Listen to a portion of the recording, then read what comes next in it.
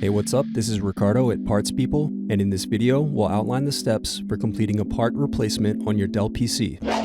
Visit our website and use this coupon for a 5% off discount.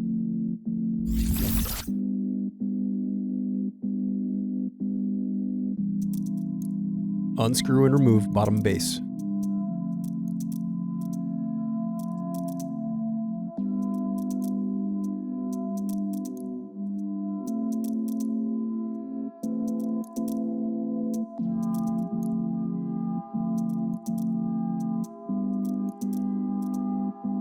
Now unscrew and disconnect battery.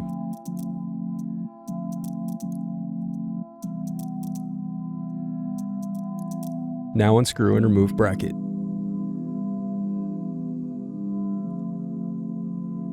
Next, disconnect and remove DC jack.